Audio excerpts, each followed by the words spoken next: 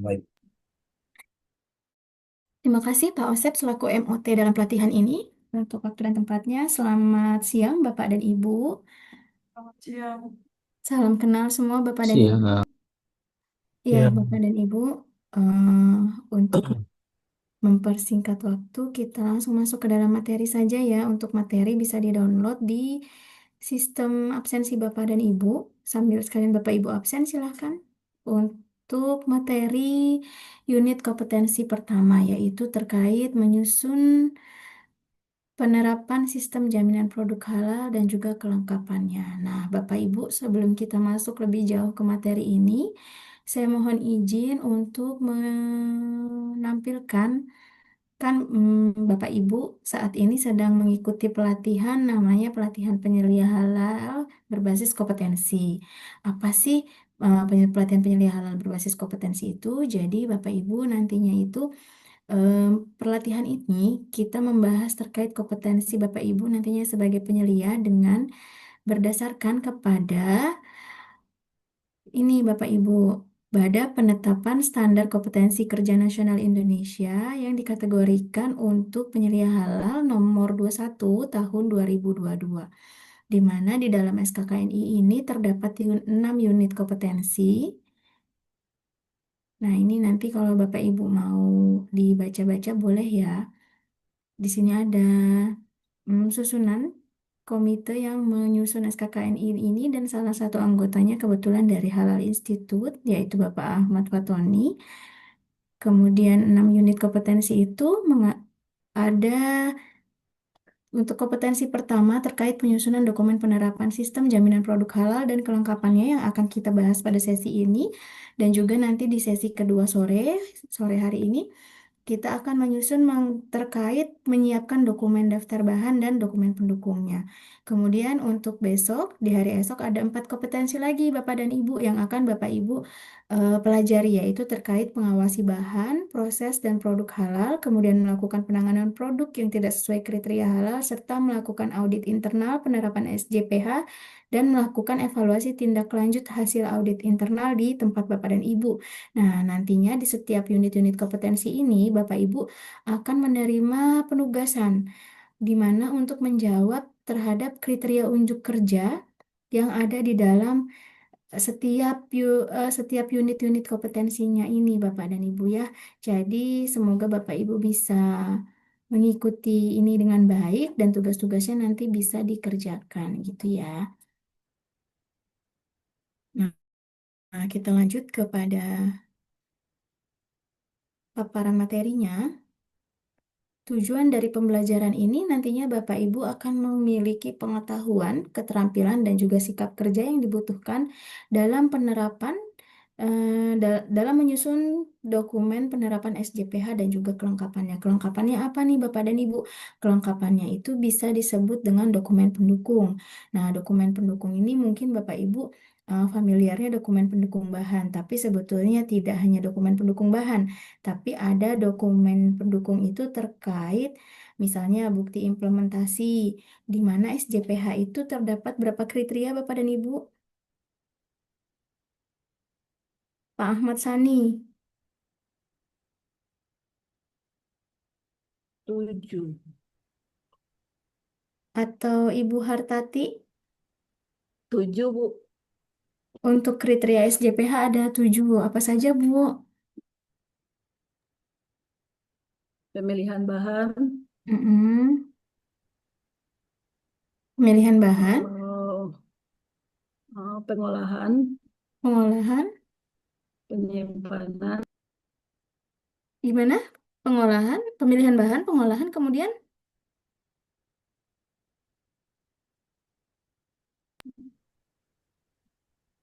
halo Ibu, suaranya nggak masuk. pemilihan bahan, Pemilihan bahan, pengolahan, pengolahan, pengolahan, penyimpanan, mm-mm, pengemasan, mm. apa lagi ya? Distribusi sama penyajian. Oke. Nah, Bapak Ibu, terima kasih Bu Hartati. Ada yang Ya, mau Bu. menambahkan, Bapak dan Ibu? Izin Ibu, eh, ini kriteria SJPH ya? Iya, Bukannya ada 5 ya Bu? iya, apa saja tuh Bu Putri? Komitmen dan tanggung jawab, Oke. kemudian bahan, Mm-mm. proses produksi, Mm-mm. kemudian produk, Mm-mm. lalu yang terakhir kelima pemantauan dan evaluasi. Baik, terima kasih Bu Putri Hanani. Iya, jadi Bu Hartati, Bu Putri, dan juga Bapak Ibu semua, kalau untuk penerapan SJPH itu ada 5 kriteria ya Bapak dan Ibu. Nah, 5 kriteria itu tadi telah disebutkan oleh Ibu Putri terkait komitmen dan tanggung jawab, bahan, PPH atau proses produk halalnya gitu ya. Kemudian ada produk dan juga pemantauan dan evaluasi. Nah, di dalam SJPH ini ada kriteria terkait PPH, di mana di dalam PPH itu ada tahapan-tahapannya. Itu yang sudah disebutkan oleh Bu Hartati tadi. Seperti itu ya, Bapak dan Ibu nanti supaya tidak tertukar gitu ya. Nah, menjadi catatan bahwa di dalam SJPH itu terdapat 5 kriteria. Nah, di dalam 5 kriteria ada kriteria PPH. Kriteria ketiganya. Nah, di dalamnya ada terkait pengawasan dari mulai pengadaan bahan, kemudian pengolahan, kemudian penyimpanan, kemudian pendistribusian, serta kalau misalkan dia jasa apa namanya jasa penyembelihan maka ada penyembelihan di situ ya Bapak dan Ibu. Nah terkait 7 PPH ini nanti Bapak dan Ibu tidak semua proses bisnis itu terdapat 7 rangkaian tahapan PPH-nya ini itu tergantung dari proses bisnisnya Bapak dan Ibu gitu ya. Nah, terkait dokumen penerapan kelengkapan SJPH-nya ini yang tadi kita sedang bahas, dokumen-dokumennya itu bisa terkait bukti-bukti implementasinya. Misalnya di kriteria 1. Kriteria 1 itu nanti bukti-buktinya misalnya seperti poster kebijakan halal, poster penerapan SJPH, kemudian sertifikat sebagai bukti pelatihan eksternal yang saat ini Bapak Ibu sedang lakukan. Nah, ini menjadi bukti implementasi atau dokumen kelengkapan. Kemudian ada dokumen bahan, baik itu berupa sertifikat halal, diagram alur, kemudian ada surat pernyataan bebas babi dari produsen bahannya itu. Kemudian di produk itu nanti ada prosedur-prosedur gitu ya, Bapak dan Ibu. Itu adalah dokumen kelengkapan dari SCPH, seperti itu. Nah, kemudian ini tadi referensi SKKNI Penyelia Halal nomor 21 tahun 2022 yang sudah eh, saya coba untuk buka atau kita lihat bersama-sama. Nah, ini terkait tadi Bapak Ibu terkait 7 atau 8 tahapan PPH, di mana 8 tahapan PPH ini tergantung atau sesuai dengan ruang lingkup atau proses bisnis yang ada di dalam pelaku usaha atau di dalam ruang lingkup usaha Bapak dan Ibu. Misalnya ternyata Bapak Ibu dari penyembelihan, maka yang ada di dalam PPH-nya Bapak Ibu itu terkait kriteria penyembelihan, kemudian nanti mungkin oh ya, penyediaan bahan juga ya, penyediaan bahan terkait hewan ternak yang akan disembelihnya itu, kemudian adanya penyembelihan. Nah, kemudian di penyembelihan, kemudian misalnya ada pengemasan atau langsung ke pendistribusian, tidak dikemas tapi langsung didistribusikan, dan juga mungkin ada penjualan gitu. Tapi kalau misalkan dia ternyata RPH dan juga di dalamnya itu ada industri, misalnya pembuatan bakso dan lain sebagainya, berarti dia ditambahkan dengan pengolahan, pengolahan dan juga penyimpanan serta pengemasan dari produk yang dihasilkan. Misalkan daging sapi yang disembelih sendiri di RPH tersebut, kemudian diolah di RPH tersebut. Nah, itu kan berarti bakso itu ada pengolahan ya Bapak Ibu ya di situnya. Maka ada pengolahan, penyimpanan, dan pengemasan terkait produk yang dihasilkan, yaitu bakso itu dan juga mungkin potongan-potongan dagingnya. Seperti itu ya Bapak Ibu. Kira-kira sampai sini bisa diterima penjelasannya. Itu kalau untuk penyembelihan. Tapi berbeda lagi Bisa, ketika Bu. bisa ya, ketika Bapak Ibu ternyata proses produksinya nih itu terkait industri pengolahan makanan atau minuman atau catering atau misalkan frozen food gitu ya. Nah, itu berarti di dalam PPH-nya ada penyediaan bahan, pengolahan, penyimpanan. Ini penyimpanan ini baik penyimpanan bahan dan juga penyimpanan produk, pengemasan. Kemudian pengemasan ini juga mungkin ada produk setengah jadi atau produk intermediate ya yang dikemas. Kemudian juga ada pengemasan terkait produk jadinya. atau finish good-nya. Kemudian ada pendistribusian terkait produk intermediate dan produk setengah jadi itu. Misalnya punya dapur pusat tapi juga punya dapur cabang untuk untuk menyuplai outlet-outlet yang ada di daerah misalnya seperti itu. Nah, itu biasanya pendistribusiannya ada terkait pendistribusian bahan-bahan atau bumbu-bumbu yang setengah jadi seperti itu ya. Nah, itu bagaimana caranya Bapak Ibu mendistribusikan produk itu, produk setengah jadinya itu. Nah, itu dituliskan di dalam prosedur dan juga itu menjadi ruang lingkup pengawasan Bapak dan Ibu sebagai penyedia halal. Sampai dengan nanti dia disajikan di outlet itu. Misalnya kalau itu di industri makanan minuman.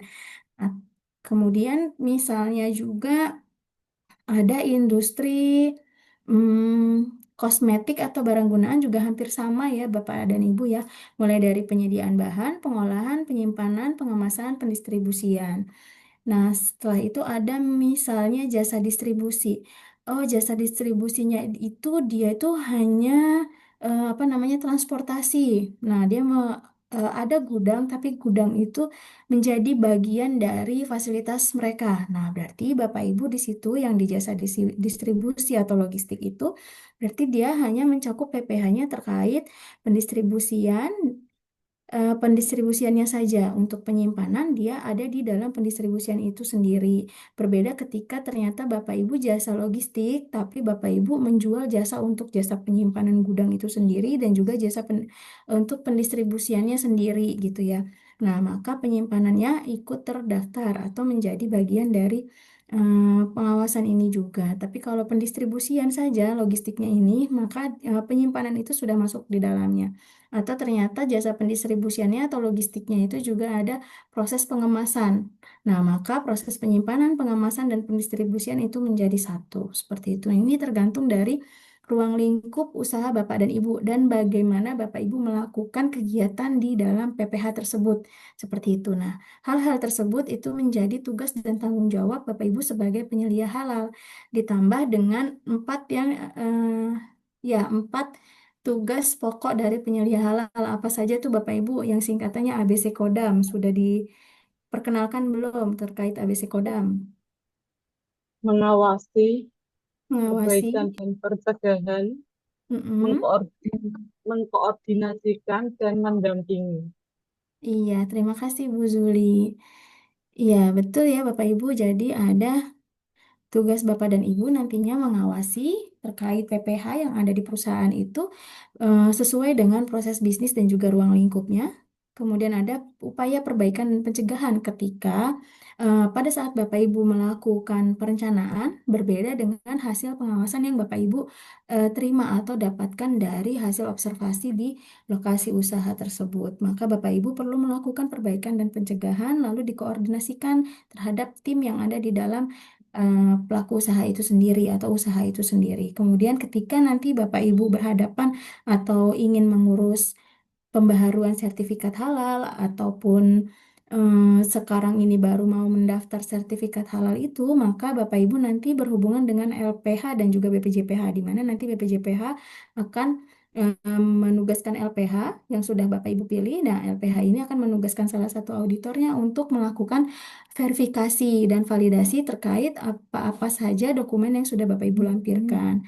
Nah, di situ nanti Bapak Ibu tugasnya untuk mendampingi auditor halal tersebut. Jadi ketika ada ketidaksesuaian dari hasil observasinya dan verifikasi auditor, nah itu Bapak Ibu yang melakukan tindak lanjutnya seperti itu. Dan Bapak Ibu yang mampu untuk menjelaskan kepada auditor bahwa seperti apa sih PPh yang ada di dalam ruang lingkup usaha itu gitu ya, di dalam pelaku usaha tersebut.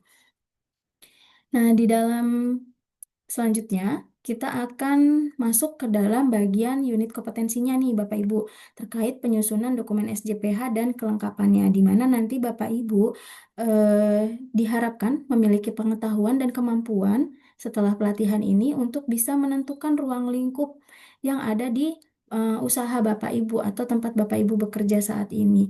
Apakah ruang lingkupnya itu penyediaan makanan minuman dengan pengolahan atau ternyata dia industri pengolahan makanan minuman seperti susu dan analog karena hanya memproduksi produk-produk dari susu segar gitu misalnya ya, atau dan juga turunannya, atau ternyata dia itu dari daging dan hasil olahannya, misalnya seperti itu. Misalnya ternyata Bapak Ibu bukan jasa penyembelihan, tapi Bapak Ibu membeli daging segar, kemudian diolah menjadi kornet, menjadi bakso. Nah, itu masuk ke dalam daging dan olahannya seperti itu. Nah, ini nanti Bapak Ibu diharapkan sudah mampu untuk mengetahui atau mengidentifikasi terkait terkait ruang lingkup proses usaha Bapak Ibu. Referensinya dari mana Bapak Ibu terkait ruang lingkup ini? Nanti Bapak Ibu bisa buka di KMA 748 dan juga 944. Apakah ruang lingkup usaha tempat Bapak Ibu ini wajib bersertifikat halal atau tidak? Nah, itu bisa Bapak Ibu cek dulu di KMA 748 dan 944. Dipastikan bahwa memang produknya itu wajib bersertifikat halal, kemudian ruang lingkupnya ada, jenis produknya ada. Nah, Bapak Ibu mendaftarkan sertifikasi halalnya terkait usaha ini gitu ya. Setelah Bapak Ibu melakukan apa namanya menentukan dan juga sudah mampu mengidentifikasi terkait ruang lingkup dan juga 7 atau 8 PPH yang ada di tempat usaha Bapak dan Ibu, maka selanjutnya Bapak Ibu menentukan terkait titik kritis kehalalan. Nah, mungkin di hari pertama kemarin sudah ada terkait ini ya, Bapak Ibu, materi titik kritis yang dibawakan oleh Bu Ratna, masih ingat?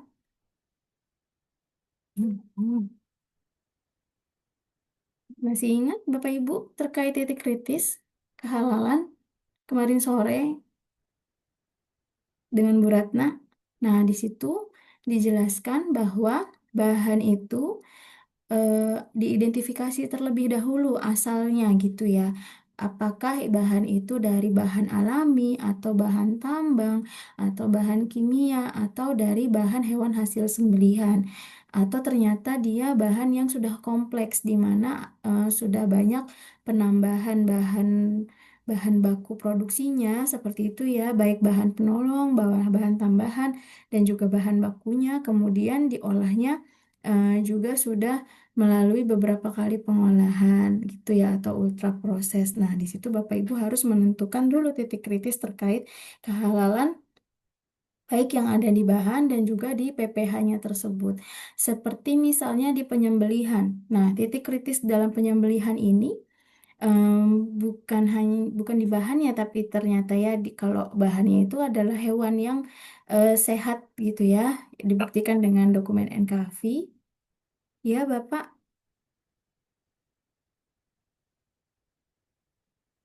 nggak ada. Lanjut.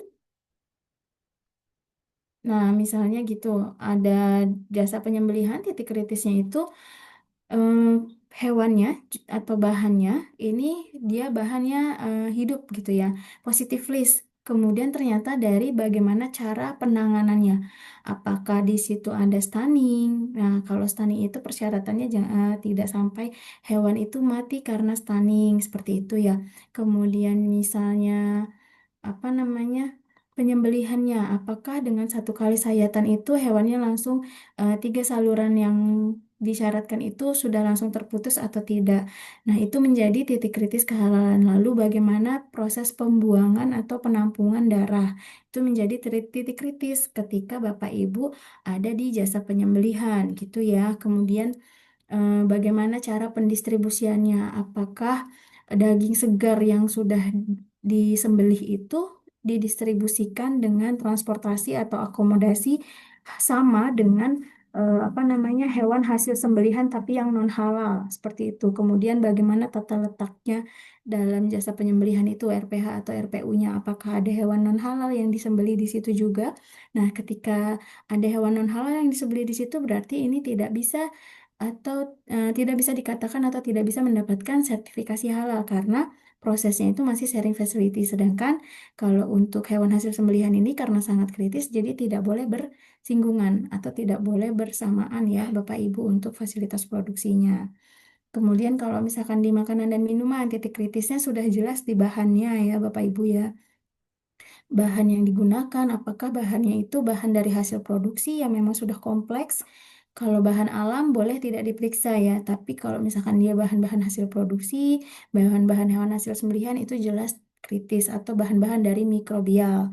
Itu kritis dan butuh sertifikat halal atau dokumen pendukung lainnya. Misalnya hasil uji labnya atau COA-nya gitu ya Bapak Ibu atau kuesioner bahan itu sendiri. Nah, selain dari bahan, kalau untuk industri pengolahan makanan minuman ada terkait PPH-nya. Apakah personilnya sudah mengetahui terkait titik-titik kritis kehalalan suatu produk sehingga personil ketika ingin memproduksi dia sudah apa namanya melakukan kebersihan terhadap tubuhnya sehingga tidak membawa unsur yang bisa menyebabkan kontaminan di ruang produksi itu. Misalnya ternyata personilnya non-muslim, kemudian dia membawa bekal. Nah, bekalnya itu dimakan di situ menggunakan alat makan yang ada di apa namanya dapur pengolahan tersebut. Dicuci biasa dengan menggunakan air aja. Nah, kemungkinan najisnya melekat atau menempel di situ kan masih ada nih Bapak dan Ibu. Nah, apakah hal-hal itu eh, sudah ada cara pencegahannya ketika hal itu terjadi atau bagaimana caranya supaya dia halal dedicated sehingga itu menjadi masuk ke dalam titik kritis ini. Seperti itu Bapak Ibu ya.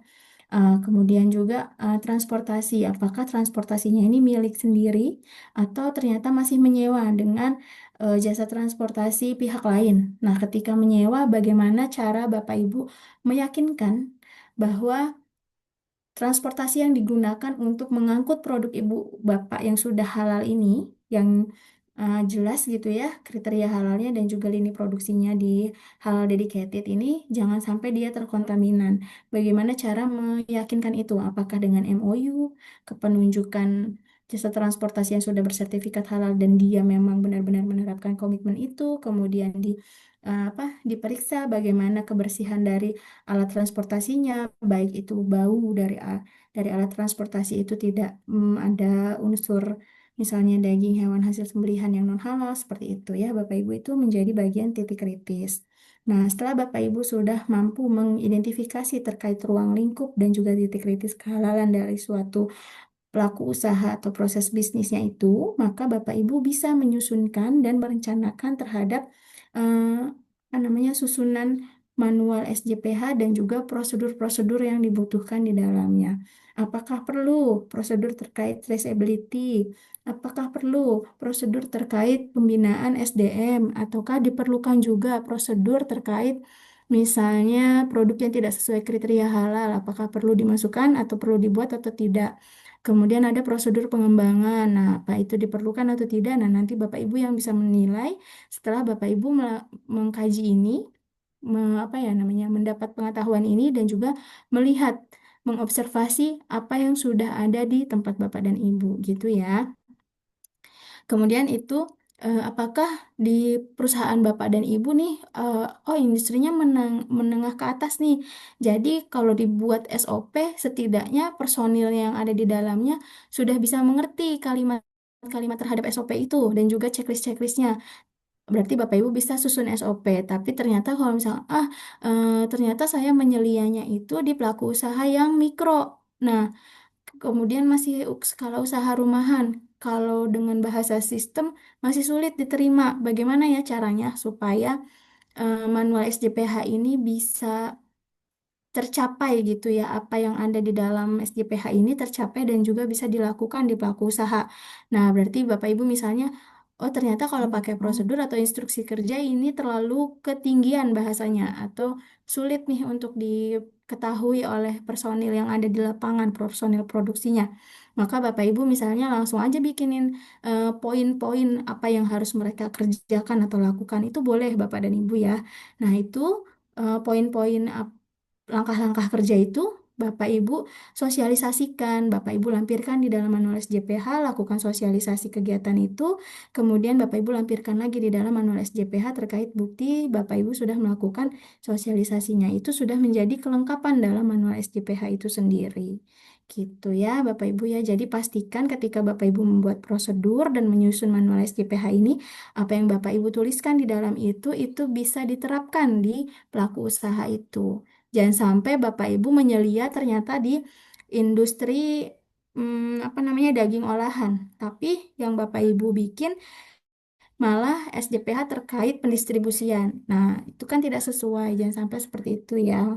Harus dilihat dulu terkait proses bisnis dan ruang lingkupnya, baik dari 7 tahapan PPH-nya, kemudian bagaimana cara pemasarannya, kemudian sumber daya manusianya yang ada di pelaku usaha itu, apakah bisa kira-kira personilnya itu sudah sesuai dengan apa yang ditugaskan, belum memadai tidak dengan apa namanya dengan tugas dan tanggung jawab dia. Kalau tidak berarti Bapak Ibu harus membuat pelatihan dan melakukan sosialisasi, dibina personilnya supaya dia mengetahui apa yang dia kerjakan saat itu gitu ya. Kemudian ruang lingkup usaha ini selain 7 tahapan tadi, kalau Bapak Ibu ada di industri penyajian makanan minuman dengan pengolahan yang ada outlet, maklon, dan juga misalnya ada jasa logistik, misalnya ada gudang sewa atau jasa transporter yang masih sewa di beberapa daerah. Nah, itu terkait fasilitas produksinya itu tetap dimasukkan ke dalam manual SCPH atau didaftarkan ya dengan kata lainnya Bapak Ibu. Nah, kemudian untuk sertifikasi halal ini, dokumen-dokumen pelaku usahanya itu membutuhkan yang namanya dokumen legalitas. Dokumen yang legalitas yang wajib dipunyai oleh pelaku usaha itu adalah salah satunya namanya NIB. Nah, di mana NIB-nya ini harus yang sudah beresiko, Bapak dan Ibu, karena ada NIB yang belum beresiko gitu ya. Nah, di situ nanti Bapak Ibu bedanya Bapak Ibu nanti bisa lihat di lampirannya. Kalau Bapak Ibu sudah pakai yang berbasis resiko, nanti ada skala usaha seperti yang terlampir ini, dan juga di lampirannya itu ada tingkat resikonya, menengah tinggi atau rendah sedang gitu. Nah, di situ nanti ada ya Bapak Ibu. Nah, selain itu Bapak Ibu membutuhkan dokumen pelaku usaha terkait struktur organisasi. Untuk apa nih? Untuk nantinya sebagai dasar Bapak Ibu membuat tim manajemen halalnya. Struktur organisasi ini ya Bapak Ibu ya. Nah, ruang lingkup usaha jelas tadi acuannya di KMA 748 dan 944 itu yang digunakan untuk Bapak Ibu nanti bikin manual SJPH-nya itu manual SJPH untuk barang gunaan kah, untuk kosmetik kah, untuk makanan minuman kah, atau untuk jasa yang lainnya. Seperti itu ya. Itu nanti cek kembali ruang lingkup usaha, pelaku usaha yang Bapak Ibu tangani saat ini atau tempat Bapak Ibu bekerja saat ini. Setelah Bapak Ibu melakukan hal tersebut, Bapak Ibu identifikasi tadi titik kritisnya.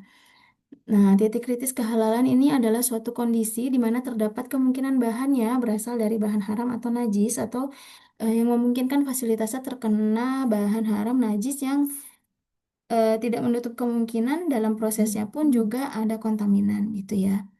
Kemudian kita analisis resikonya. Nah, ini salah satu yang kemarin mungkin sudah dibahas dengan Bu Ratna ya, Bapak Ibu, terkait apa namanya asal bahannya. Jika bahannya itu nabati yang tidak ada pengolahan, maka dia tidak kritis.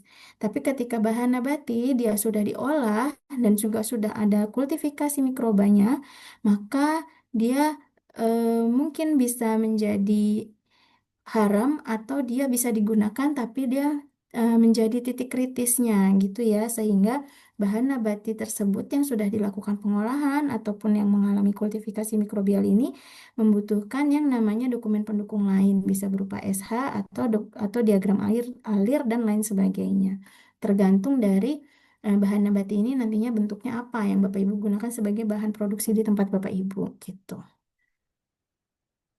Nah, kemudian ini adalah bahan hewani.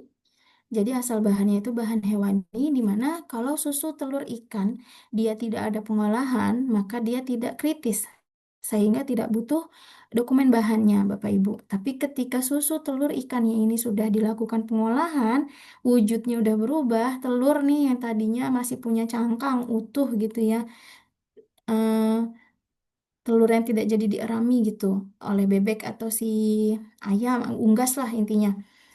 Dia itu utuh, bentuknya masih ada cangkangnya, maka dia tidak kritis. Tapi ketika telur ini cangkangnya sudah tidak ada, kemudian putihnya itu sudah terpisah dengan kuning, kemudian menjadi apa namanya bubuk gitu ya.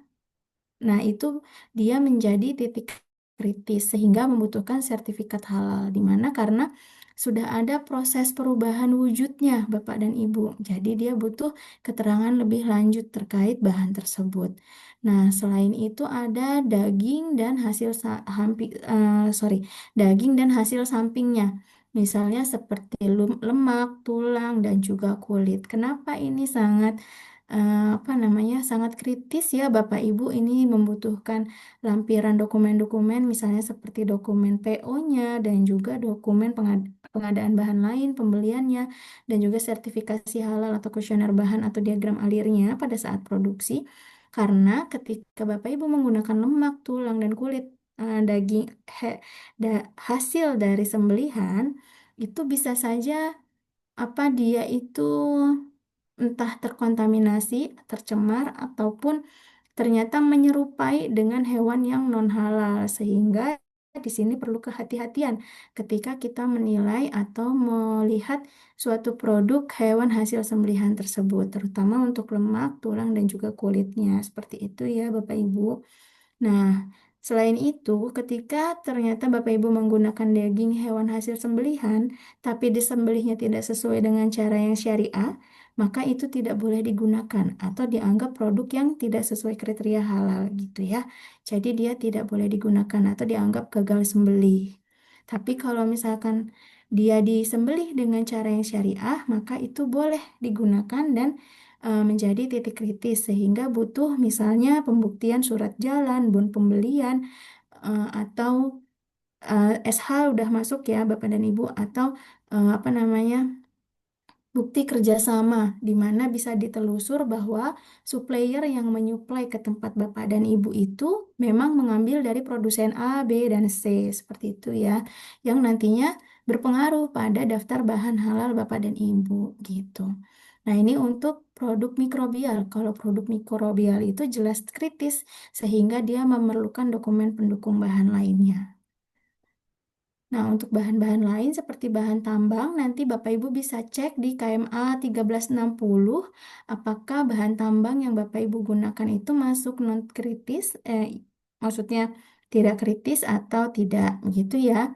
Nah, untuk bahan sintetik ini pastikan kalau dia memang sintetiknya dari organik itu pasti jelas kritis. Kemudian kalau dari non-organik dilihat dulu apakah dia ada campuran bahan lain seperti bahan penolong, katalis, dan lain sebagainya. Kalau iya, maka dia menjadi titik kritis. Nah, kalau untuk bahan campuran sudah jelas karena bahannya bercampur dan sudah pasti ada pengolahan di dalamnya, penambahan bahan dan lain sebagainya, maka itu menjadi titik kritis dan wajib bersertifikat halal. Gitu.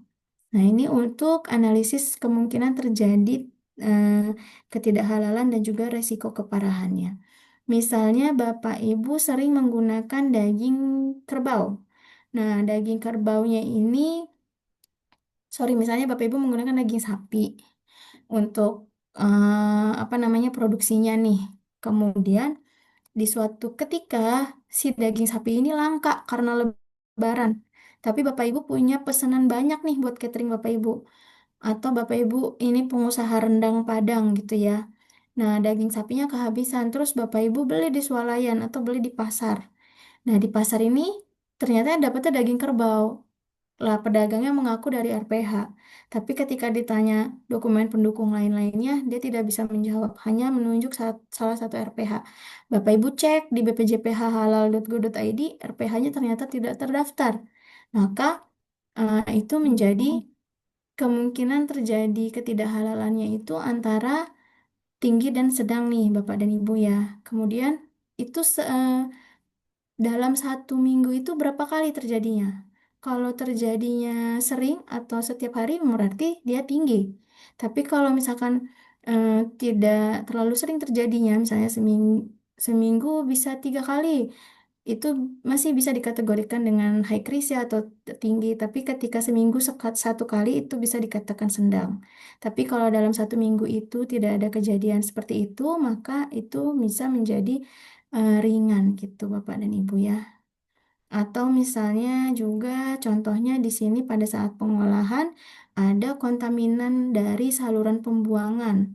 Misalnya ada bau yang menyengat masuk ke dalam sehingga mengkontaminan bahan yang Bapak Ibu sedang gunakan untuk produksi. Ketika itu dalam satu minggu berturut-turut itu terjadi, maka dia tinggi tingkat resikonya sehingga harus mengatur ulang layout yang Bapak Ibu gunakan. Misalnya kalau di dalam industri itu kan biasanya ada kayak saluran sanitasi ya Bapak Ibu ya untuk saluran pembuangan limbah atau airnya. Nah, ternyata dari saluran itulah timbul bau sehingga menyengat ke ruang produksi lain, ke ruang produksi itu dan mempengaruhi produk yang Bapak Ibu hasilkan. Nah, kemudian berarti Bapak Ibu harus mengatur ulang nih bagaimana caranya supaya baunya itu tidak menyengat seperti itu. Apakah saluran pembuangannya dibersihkan atau diperdalam atau seperti apa. Dicari tahu kenapa dia berbau seperti itu. Dan juga upaya pencegahannya ke depannya. Itu ya Bapak Ibu. Nah, kemudian misalnya di bagian penyajian kontaminan dari barang-barang yang dibawa pengunjung. Misalnya ini yang Bapak Ibu punya restoran. Ternyata sering nih pengunjung ini bawa makan minuman dari luar.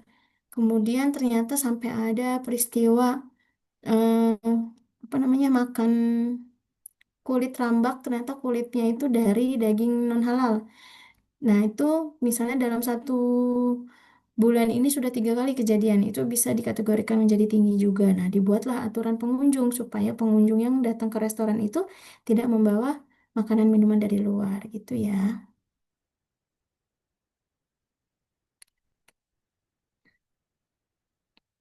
IPAL, ya Pak Andam. Nah, ini dalam ketika Bapak Ibu menyusun manual SJPH, Bapak Ibu sebetulnya sudah punya panduan nih. Kalau kami di dalam Halal Institute sudah mencoba menyusunkan terkait manual SJPH yang nanti Bapak Ibu bisa menjadikan template atau jadi acuan ketika Bapak Ibu menyusun manual SJPH punya perusahaan Bapak Ibu. Tapi ketika Bapak Ibu ternyata mau mencoba dengan format BPJPH, boleh Bapak Ibu searching di bpjph.halal.go.id. Nanti di situ ada bagian regulasi dan lain-lain gitu ya. Nah, atau layanan. Nah, di situ di dalamnya ada terkait format-format seperti ini Bapak Ibu. Ada format SJPH umum, SJPH pelaku usaha UMK dan juga SJPH jasa penyembelihan. Nah, setelah Bapak Ibu menentukan ruang lingkup proses bisnis Ibu Bapak tadi, kemudian wajib nih bersertifikat halal nih kalau di KMA 944 dan 748, maka Bapak Ibu download manual SJPH-nya, boleh yang umum atau UMK atau jasa penyembelihan tergantung proses usaha Bapak Ibu atau menggunakan template dari kami, kemudian Bapak Ibu susun, mencoba membuat terkait nama prosedur dan juga instruksi kerja atau form-form yang dibutuhkan untuk bukti implementasinya. Nah, di sini ada tahapan penyusunan manual SJPH-nya. Tadi sudah ini ya Bapak Ibu, kita tentukan ruang lingkup dokumennya, diidentifikasi produknya, fasilitasnya, pabrik lokasinya, kemudian misalnya ada lokasi untuk gudang gudang peralatan tersendiri atau gudang transportasi atau akomodasinya tersendiri gitu ya atau gudang tambahan. Nah, itu maka masuk ke dalam fasilitas produksi dan wajib dituliskan di dalam manual STPH-nya. Kemudian sumber daya manusia yang ada saat ini yang melakukan PPH itu ada berapa orang. Kemudian dokumen-dokumen pendukung baik terkait pendukung bahan dan juga bukti-bukti implementasi. Nah, kemudian selain itu ada analisis gap atau kesenjangan. Ini ada tabelnya Bapak Ibu. Kira-kira apa yang sudah sesuai dan belum sesuai untuk Bapak Ibu menerapkan kriteria SJPH di pelaku usaha atau di tempat Bapak Ibu bekerja saat ini sebagai penyelia halal. Kemudian tentukan format manualnya, mau yang bebas atau yang template gitu ya.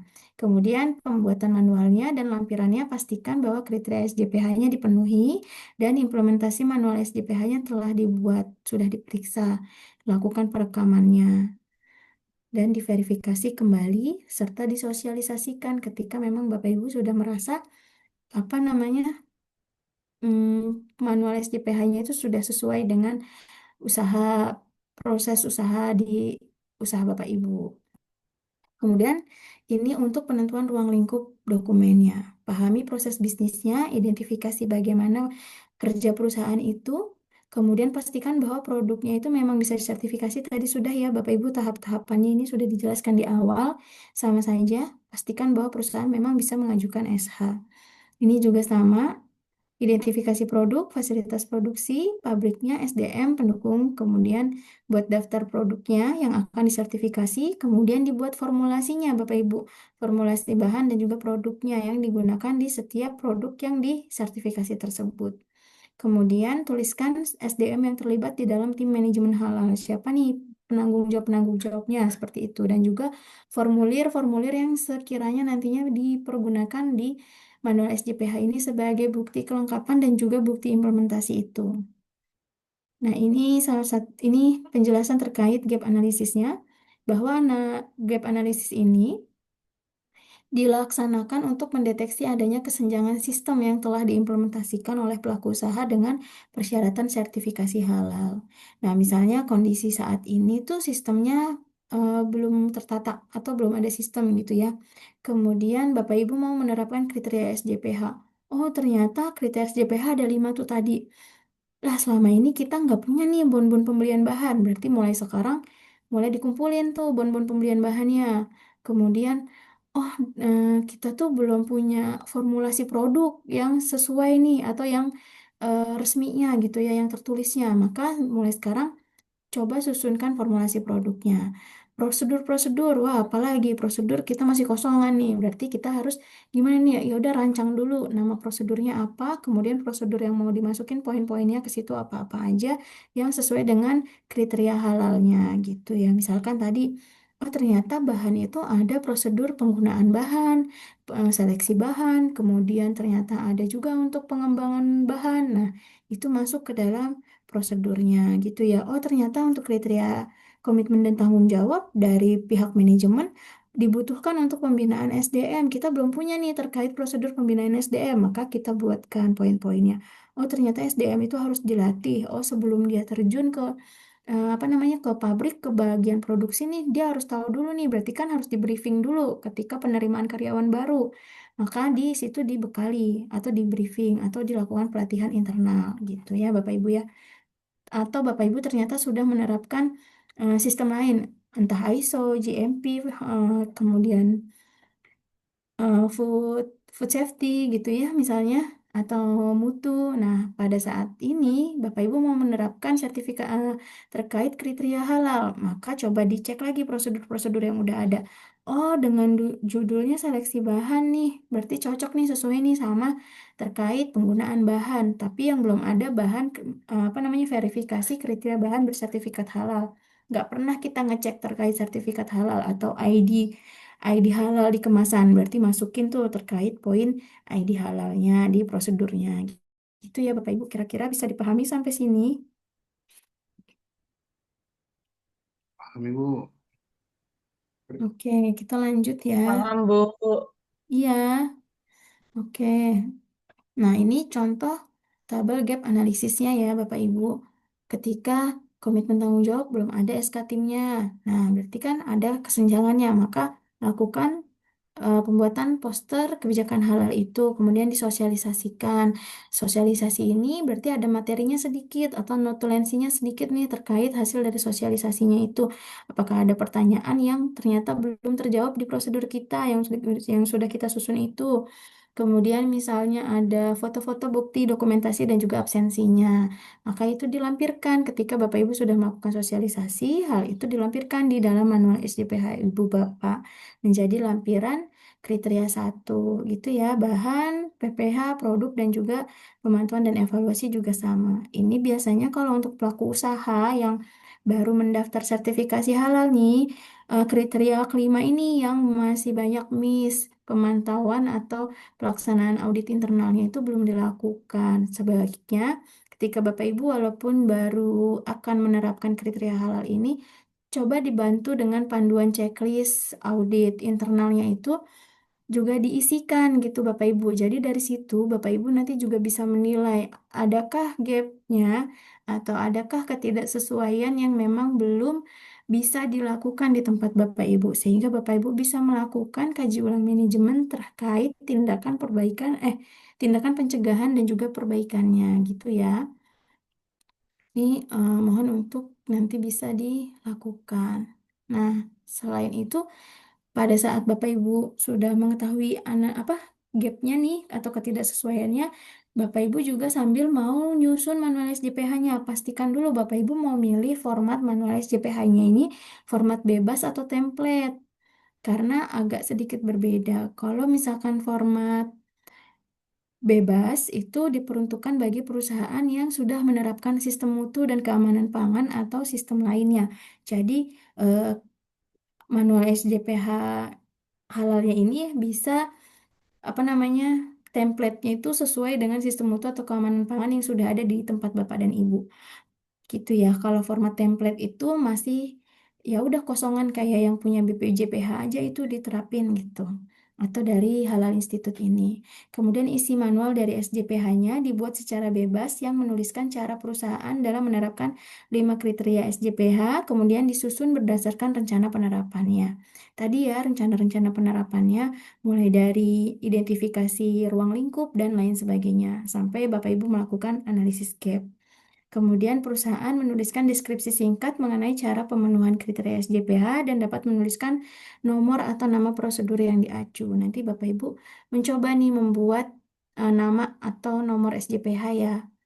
Kalau yang sudah punya berarti ngikutin nomor atau nama SJPH yang ada di tempat Bapak Ibu di perusahaan Bapak Ibu sekarang boleh. Nanti tinggal ditambahin poin terkait halalnya. Nah, ini terkait manual SJPH format template, di mana ini telah disiapkan oleh BPJPH, Bapak Ibu, langsung isi. Kemudian tinggal mana yang kosong atau yang belum sesuai, yang warnanya merah-merah nih, nanti ada contohnya, Bapak Ibu isikan di situ. Nah, untuk perusahaan kecil, biasanya format template ini digunakan untuk perusahaan kecil yang dia memang belum menerapkan sistem apapun atau adanya keterbatasan terhadap sumber daya, sehingga lebih memudahkan untuk mengaplikasikan SJPH ini gitu ya. Jadi panduannya. Nah, dalam pembuatan manual dan juga lampirannya, isi dari manual SJPH itu ada covernya, ada daftar isi, identitas perusahaan, kebijakan dan prosedur perusahaan dalam menerapkan memenuhi kelima kriteria SJPH. Kemudian ada lampiran-lampirannya terkait implementasinya gitu ya. Seperti tadi contohnya kriteria 1, poster kebijakan, penerapan SJPH, poster pengetahuan halal haram, kemudian pelatihan internal eksternal, kemudian materi-materinya, soal-soalnya gitu. Bahan gitu ya. Nah, ini untuk contoh format bebas tetap. Yang penting dia jelas informasinya. Di situ menunjukkan bahwa SJPH ini miliknya usaha ini loh gitu. Kemudian ada pengesahan supaya benar-benar dokumen ini menjadi resmi sehingga bisa diaplikasikan dan diimplementasikan di usaha tersebut oleh penyelia halal dan pemilik usahanya atau top manajemennya. Kemudian selanjutnya ada daftar isi, di mana daftar isi ini mengacu pada dasar-dasar hukum atau referensi dalam pembuatan isi dari manual SJPH itu sendiri. Kemudian daftar isinya ada informasi perusahaan, tujuan ruang lingkup, dan juga kriteria-kriteria SJPH dan lampiran-lampiran terkait kriteria SJPH yang sudah diterapkan ini. Gitu. Ataupun ternyata misalnya masih ada yang belum sesuai kriteria, maka ada catatan lampirannya gitu boleh Bapak Ibu. Nah, ini contoh dari identitas perusahaan. Di sini ada nomor induk perusahaan, skala usaha, nah ada alamat perusahaan, ada aspek legalnya, kemudian ada kontak person yang bisa dihubungi yang aktif ya Bapak Ibu yang bisa dihubungi aktif karena biasanya LPH itu akan menelpon atau merespon dari kontak yang ada di sini, yang ditulis di sini ya Bapak Ibu ya. Jadi diharapkan aktif dan juga responsif untuk kontak yang dituliskan di sini. Kemudian ada merek atau nama produknya dan juga daerah pemasaran. Sorry, untuk jenis pemasaran, jenis produknya ini sesuai dengan KMA 748. Sistem pemasaran juga diperhatikan. Nah, kemudian ada terkait kebijakan dan prosedur perusahaan dalam memenuhi kriteria SJPH. Kriteria SJPH sendiri sebetulnya ada 5 nih, Bapak Ibu. Dari yang A, komitmen dan tanggung jawab.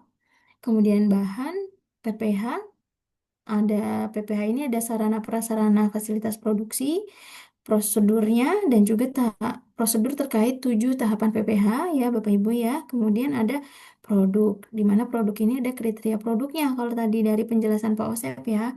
Kemudian ada pemantauan dan evaluasi. Selain itu ada yang namanya informasi terdokumentasi di mana ini biasanya dokumen-dokumen yang dibutuhkan, dokumen pendukung, misalnya terkait hasil laboratorium dari produk akhirnya atau hasil lab dari bahan yang Bapak Ibu gunakan terkait bahan-bahan yang sangat kritis seperti itu. Itu masuk ke dalam informasi terdokumentasi atau hal-hal lain yang dibutuhkan oleh LPH, BPJPH, dan Komisi Fatwa untuk meyakinkan atau menetapkan bahwa produk Bapak Ibu itu beneran aman dan beneran bisa dikategorikan menjadi produk yang halal seperti itu.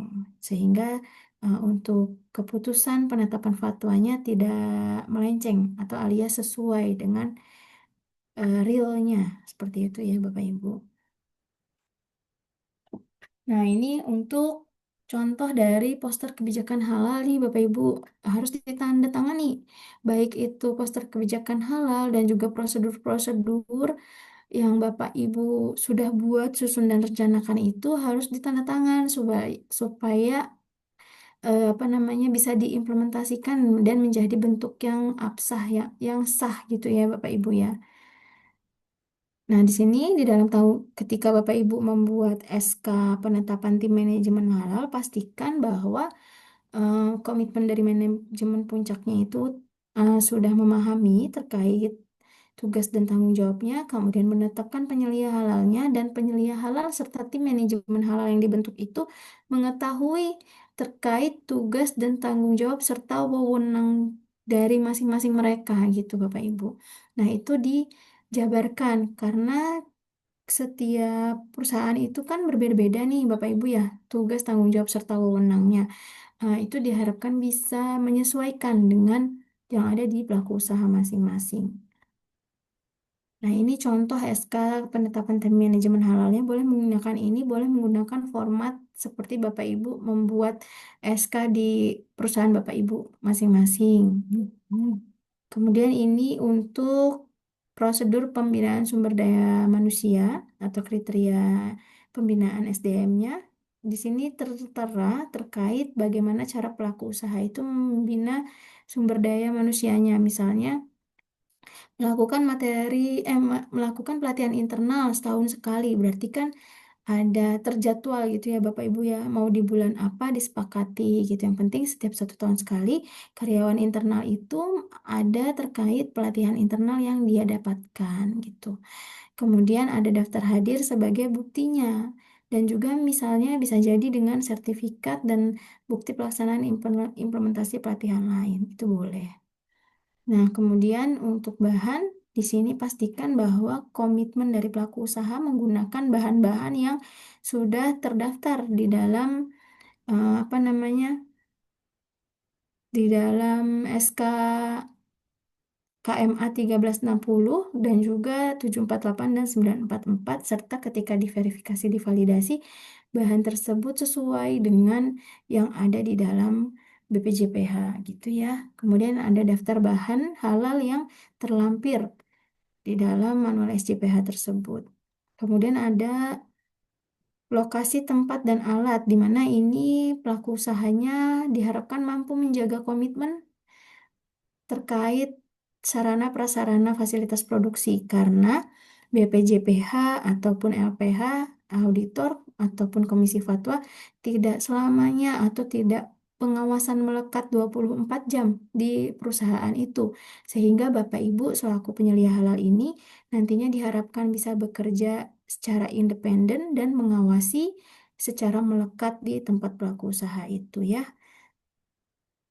Kemudian ini sama ya, sarana prasarana dari perusahaan tersebut. Ini prosedurnya. Nah, kemudian ini juga masih prosedur-prosedur. Nanti Bapak Ibu mencoba membuatkan nama prosedur dan juga nama SOP. Ini untuk terkait kriteria produk.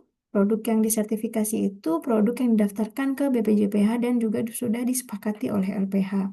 Kemudian setiap produknya itu sudah diverifikasi baik nama, bentuk, kemudian eh, profil sensorinya, misalnya seperti bau, warna, rasa, itu tidak mengarah kepada yang tidak diperbolehkan ya Bapak Ibu.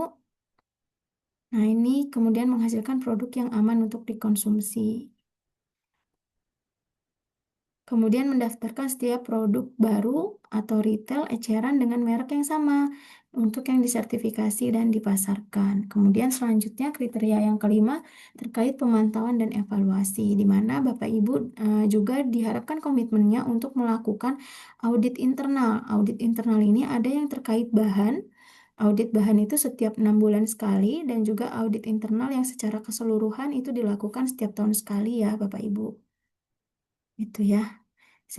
Dengan cara memeriksa pelaksanaan seluruh prosedur operasional dan mengisi form audit internal serta kaji ulang manajemennya. Gitu. Nah, ini terkait prosedur bisa berupa SOP, instruksi kerja atau tahapan-tahapan kerjanya. Ini menjelaskan terkait tata cara pelaksanaan SJPH yang dibakukan. Kemudian ada jadwalnya, ada internal memo, form-form checklist yang sebagai bukti bahwa memang prosedur itu sudah diterapkan, kemudian penerapannya pun sudah konsisten seperti itu Bapak Ibu. Nanti auditor yang akan memverifikasi hal-hal tersebut. Kemudian prosedurnya dapat juga berupa tahapan kegiatan yang ditulis langsung di dalam manual SJPH, dibuat sesuai kondisi perusahaan, dan boleh diintegrasikan dengan sistem lainnya. Namun, klausul halalnya tetap harus tercakup di dalam sistem tersebut. Kemudian manual SJPH-nya tetap terpisah dengan manual sistem lain itu, walaupun prosedurnya itu boleh menjadi satu. Gitu ya Bapak Ibu. Kemudian prosedur halal merupakan dokumen ini yang terkendali, ada identitas dokumen, pengesahan, distribusi, dan juga revisi dokumen jika memang dokumen prosedurnya sudah ada revisinya. Nah, isi dari prosedur itu ada tujuannya, dari prosedur itu dibuat tujuannya untuk apa. Kemudian ruang lingkup prosedur itu, daftar istilah, referensi standarnya, dokumen terkait, penjelasan kegiatan dari prosedurnya, dan juga pengesahannya. Nah, ini untuk tata cara pembuatan prosedur, pahami dulu aktivitas yang akan dibuat prosedurnya itu dan siapa personil yang terlibat. Misalnya Bapak Ibu ingin melakukan, oh ternyata saya pengadaan bahan, seleksi bahan udah ada nih Bu. Prosedurnya tinggal nambahin kriteria-kriteria halalnya. Tapi pada saat Bapak Ibu ngecek lagi prosedur internal Bapak Ibu belum punya prosedur terkait traceability sama prosedur terkait produk tidak sesuai kriteria halal. Maka Bapak Ibu harus memahami dulu aktivitas terkait traceability ini tuh apa aja. Oh, ada pengkodaan bahan. Berarti pengkodaan bahan ini harus bisa ditelusur dan diidentifikasi dari produk itu jadi sampai dengan bahan itu digunakannya bahan yang apa kodenya. Kemudian diproduksi di lini yang apa, kemudian di tanggal berapa. Nah, itu prosedur traceability. Kemudian kalau prosedur produk yang tidak sesuai kriteria halal yang mungkin selama ini belum ada di tempat Bapak Ibu, nah maka Bapak Ibu buatkan prosedur tidak sesuai kriteria halal. Nanti Bapak Ibu pahami dulu aktivitas terkait apa sih definisi dari produk yang tidak sesuai kriteria halal, kemudian tahapan-tahapannya dalam mengidentifikasi produk itu. Nah, itu Bapak Ibu baru buatkan prosedurnya, kemudian Bapak Ibu tunjuk siapa penanggung jawab atau siapa personil yang terlibat dalam pengawasan produk tidak sesuai kriteria halal itu. Apakah bagian QC-nya ataukah ternyata bagian dari produksinya itu gitu ya, atau ada bagian khusus yang memang menilai bahwa produk itu apa namanya sesuai atau tidak sesuai dengan kriteria halalnya. Nah, itu hal-hal tersebut dituliskan langkah-langkahnya di dalam prosedur itu dan dilakukan, diterapkan di kegiatan sehari-hari ketika Bapak Ibu melakukan produksi. Kemudian susun rancangan prosedur dalam format yang sesuai dan lakukan evaluasi terhadap prosedurnya yang dengan personil yang terlibat. Jika memang diperlukan visitasi ke lokasi, maka lakukan simulasi aktivitas kritis tersebut dan pastikan prosedurnya dapat disetujui dan diimplementasikan. Setelah Bapak Ibu verifikasi terkait prosedur yang Bapak Ibu buat itu, maka Bapak Ibu lakukan pengesahan terhadap prosedur tersebut sehingga bisa dilakukan atau diterapkan dalam keseharian pada PPH. Kemudian penyusunan prosedur tertulis baik berupa SOP ataupun IK harus lengkap dengan formulir yang sudah terisi. Formulir penerapan prosedurnya itu berisi aktivitas yang dilaksanakan sesuai dengan isi prosedur yang bersangkutan. Ini contoh-contohnya ya Bapak dan Ibu, nanti Bapak Ibu bisa cek. Nah, terkait implementasi SJPH ini Bapak Ibu lakukan simulasi, kemudian periksa efektivitasnya setiap prosedurnya itu apakah sudah sesuai dengan ruang lingkup usaha Bapak Ibu atau belum, bisa diimplementasikan tidak terkait prosedur itu gitu ya. Misalnya Bapak Ibu biasa beli dagingnya di pasar, kemudian Bapak Ibu membuat prosedurnya bahwa ya sekarang itu yang beli daging, oh ya tadinya beli daging itu orang produksinya. Nah sekarang Bapak Ibu nggak bisa kayak gitu. Bapak Ibu menetapkan bahwa yang membeli daging itu orang pengadaan, kemudian atau admin gitu ya, admin pengadaan gitu. Nah, kemudian bahannya itu harus bersertifikat halal. Berarti si adminnya ini harus ngecek nih terkait sertifikat halal bahan yang dikirim ke tempat Bapak Ibu. Kemudian pastikan atau periksa efektivitasnya apakah setiap pengiriman memang benar terlampir sertifikat halalnya atau enggak, surat jalannya ada apa enggak, atau ada berita acara penerimaan bahan enggak. Nah, kalau misalkan kemudian hal-hal itu diperiksa dan juga direkam. Ketika itu bisa dilakukan, maka itu sudah terverifikasi bahwa prosedurnya bisa dilakukan untuk kegiatan harian di tempat pelaku usaha itu. Tapi kalau misalkan ternyata tidak bisa implementasikan, maka Bapak Ibu harus mencari solusi lain. Nah, selanjutnya, bukti-bukti implementasi bisa berupa formulir, checklist, daftar atau logbook, atau planning laporan, atau yang Bapak Ibu sudah menggunakan sistem SAP, boleh menggunakan itu, ditarik datanya gitu ya. Nah, atau dengan cara manual seperti ini untuk catatan pembelian, dilampirkan juga bon pembeliannya. Kemudian sosialisasi manual halal SOP dan instruksi kerjanya itu mencakup manual SJPH, prosedur dan juga tahap-tahap pekerjaannya. Nah, metodenya boleh Bapak Ibu sesuaikan dengan yang bisa dilakukan di perusahaan Bapak Ibu. Kemudian pertimbangkan efektivitas terhadap sosialisasi tersebut dan juga pastikan manual halal, prosedur dan IK-nya sudah dilaksanakan. Ini contohnya Bapak Ibu. Jadi medianya Bapak Ibu bisa pilih apakah misalnya hybrid atau dengan media cetak seperti ini atau training langsung ya onsite. Nah, silahkan. Nah, ini langkah-langkah sosialisasi. Pertama, siapkan juga dulu dokumen-dokumen terkendalinya, susun program dan materinya, kemudian tunjuk siapa personil yang akan melakukan sosialisasi tersebut, lakukan program sosialisasinya, dan juga periksa penerapan ketentuannya dalam manual halal, prosedur, dan instruksi kerja pasca sosialisasi tersebut. Nah, terima kasih Bapak dan Ibu untuk unit kompetensi 1 sampai di sini. Adakah kita bisa sharing? Silakan Bapak Ibu. Baik Bu Nelva. Ibu Zuliratna, silakan Bu. Assalamualaikum warahmatullahi wabarakatuh. Waalaikumsalam warahmatullahi wabarakatuh, Bu. Ibu izin off cam ya, soalnya jaringannya di sini agak. Baik, Bu.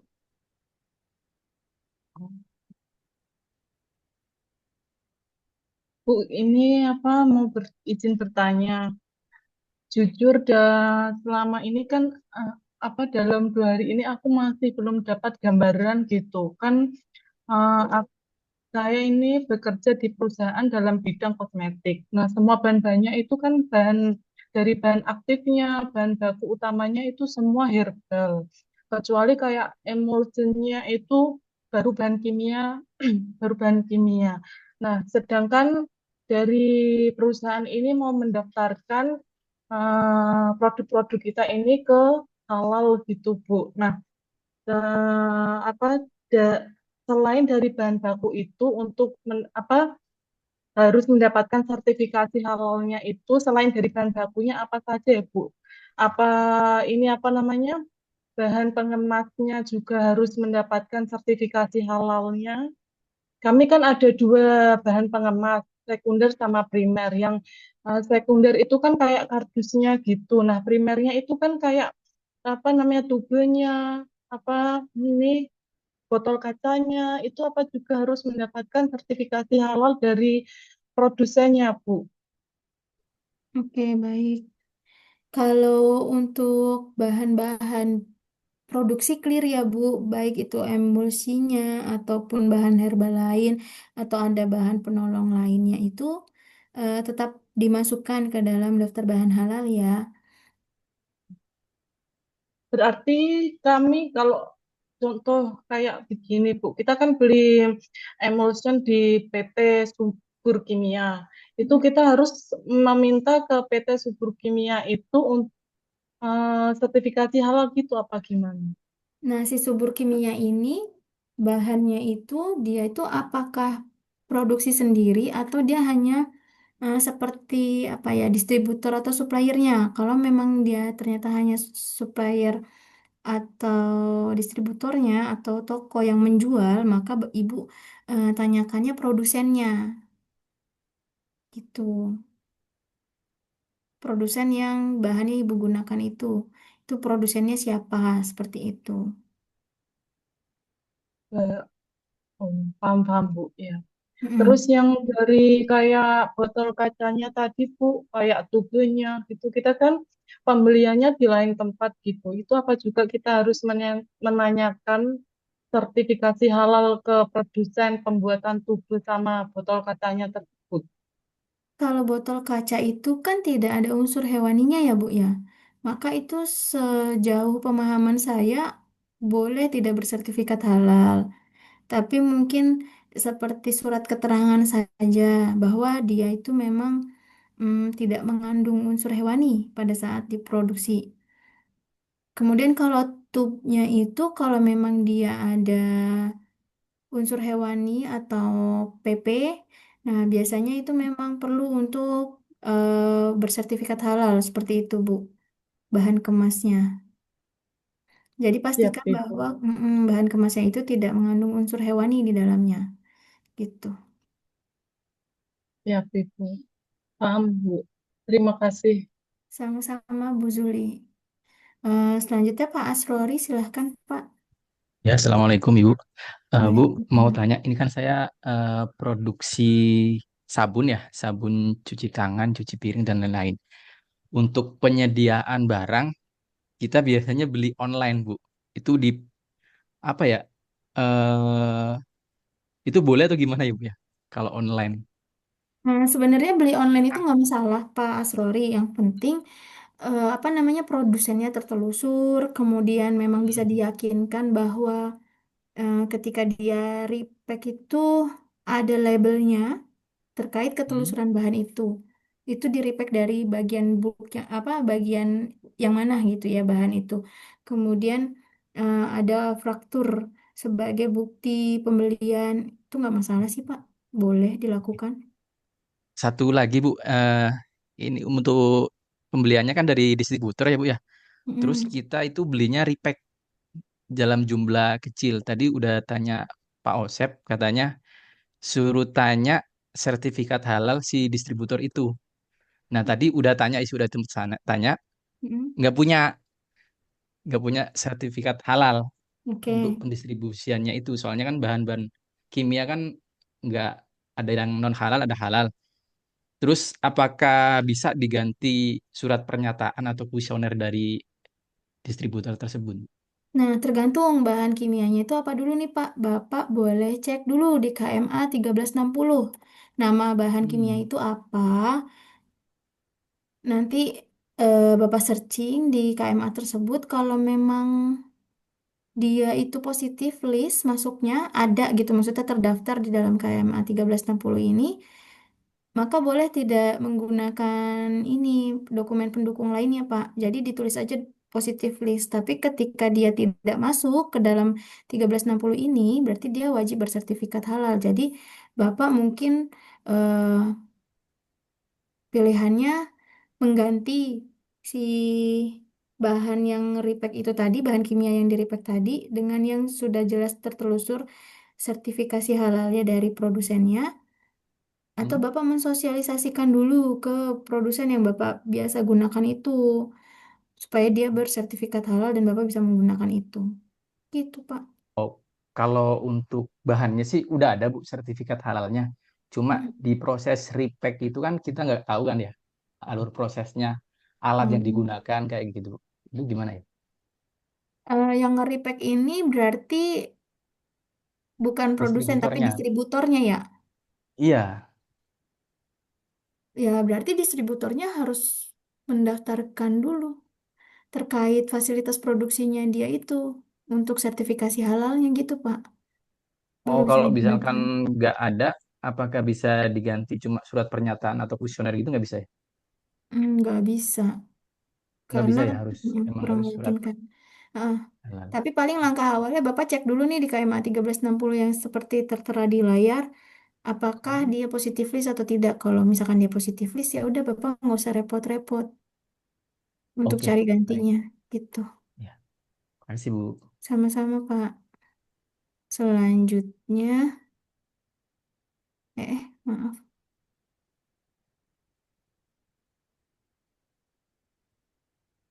Silahkan Bu Lola Haliza. Iya Ibu, suara saya terdengar nggak Bu Akfi? Iya, terdengar. Baik Bu, kami kan importir ya Bu. Ya. Mm-mm. Produk kami itu impor dari Romania. Nah yang saya mau tanyakan kebetulan kan penyelia halalnya dari importir. Kemudian anggota manajemen halalnya itu terdiri atas penyelianya saya sama kepala pabrik dan QC yang dari luar negeri, yang dari Romania tersebut. Nah pertanyaan saya apakah format manual SJPH-nya itu harus berbahasa Inggris atau boleh bahasa Indonesia saja, Ibu? Oh iya, boleh. Boleh bahasa Inggris, boleh bahasa Indonesia, silahkan. Oh, berarti itu nggak diatur ya, Bu, bebas ya? Iya, Oh, oke. Oke, makasih, Ibu. sama-sama, Bu.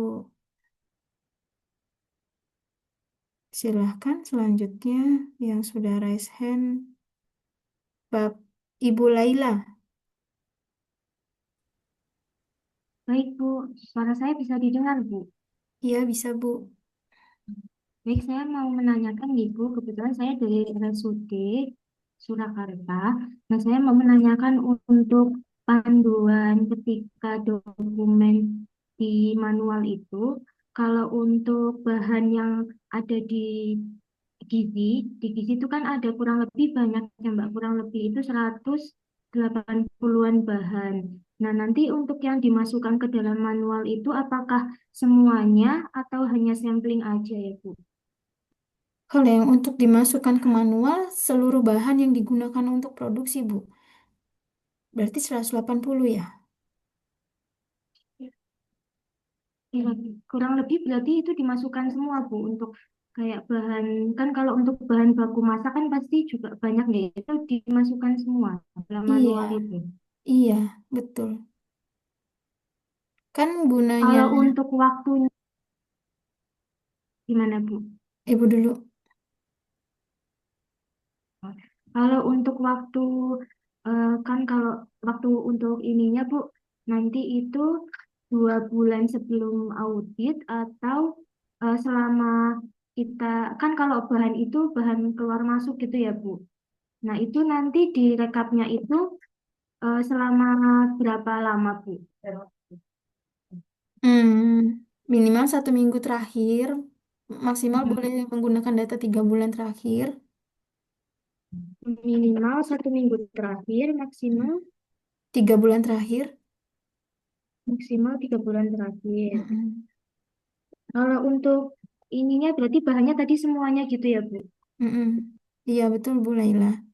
Karena kan daftar bahan halal, jadi sebaiknya ketika ibu punya bahan yang memang pokoknya nih digunakan, kemudian ada bahan-bahan, aduh bukan konsinyasi apa namanya, bahan pengganti lainnya, nah itu dimasukkan juga. Jadi ibu lebih memudahkan ketika oh bahan A nggak ada, ibu bisa pakai bahan B atau C gitu ya. Kemudian kalau misalnya ternyata 180 bahan itu emang masih benar-benar bahan yang utama yang digunakan, ya kalau ibu mau nambahin seleksi bahan bahan penggantinya boleh dipersilahkan. Yang penting yang bahan utama 180 itu masuk terdaftar karena itu kan yang digunakan untuk memproduksi produk yang ibu daftarkan di dalam sertifikasi halal gitu. Kalau ibu nggak masukkan malah itu akan menjadi temuan, Bu. Gitu. Mm-mm. Oh iya, ya Bu.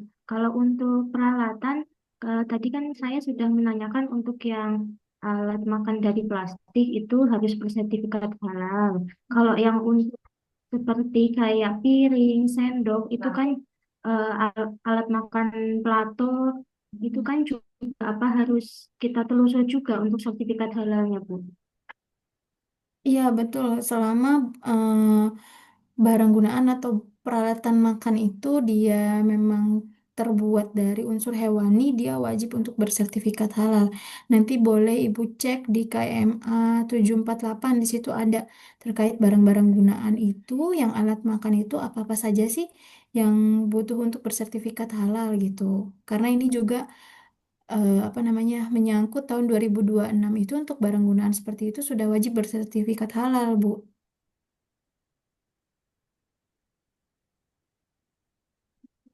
Bagaimana Bu Laila? Iya, Bu, sudah, Bu. Ya. Baik, Terima sama-sama Bu Laila. Bapak Ibu mohon izin saya cut dulu atau pending dulu ya Pak Miftahul Munif dan Ibu Feni.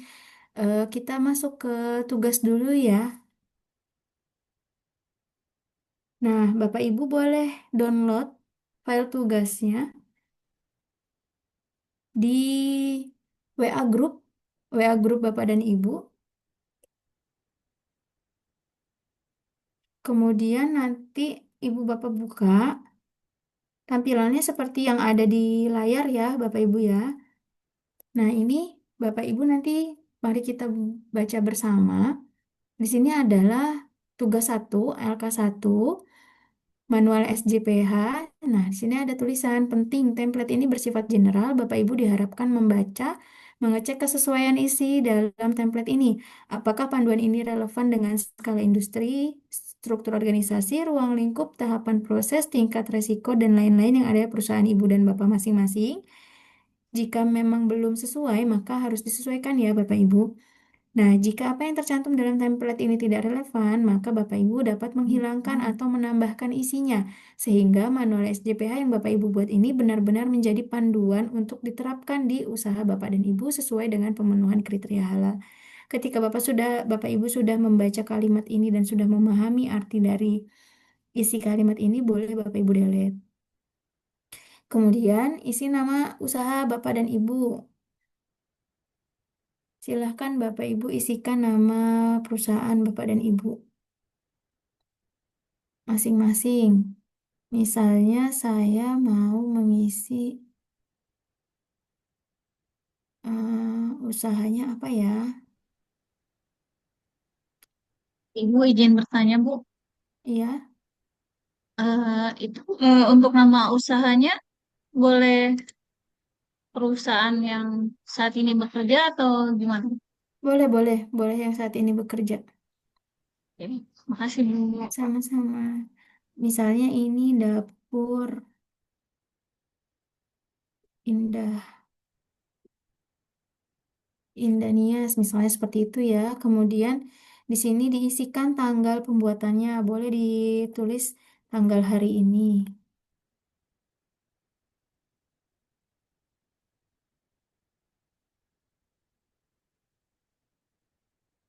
Kemudian di sini ada tanda tangan. Bapak Ibu bisa klik di sini. Kemudian Bapak Ibu cari tanda tangan Ibu dan Bapak selaku penyelia halal boleh.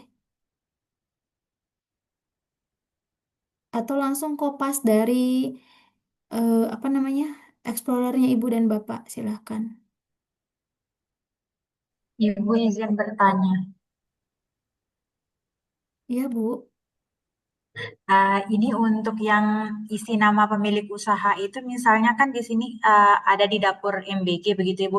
Kita pemilik usahanya itu dari mitranya itu atau dari kepala dapurnya Ibu?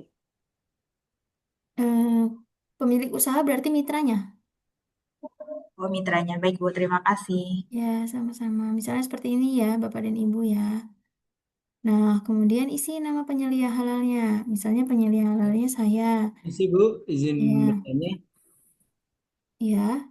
Kebetulan di pemilik usaha dan nama NIB kita ini berbeda. Berarti yang di nama yang di NIB itu kita masukkan sebagai ini pemilik usaha. Yang di NIB nama siapa Pak yang tertera? Kebetulan nama ini bukan nama pemilik usaha. Maksudnya gini, Tapi, eh, eh, anak dari pemilik usaha ini yang di NIB itu seperti itu. oke, anak dari pemilik usaha yang di NIB. Tapi beliau memang berkecimpung atau menjadi apa pimpinan juga di perusahaan itu. Betul. Iya, boleh. Boleh Pak Angki. Berarti Lebih baik yang di atas nama NIB ya. iya.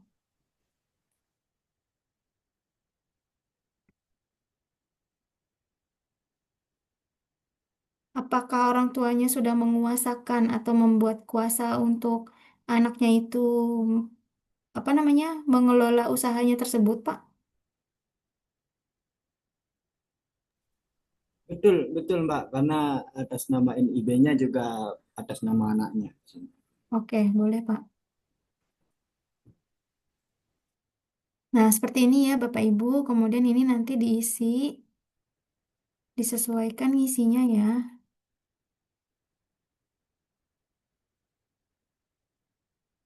Hmm,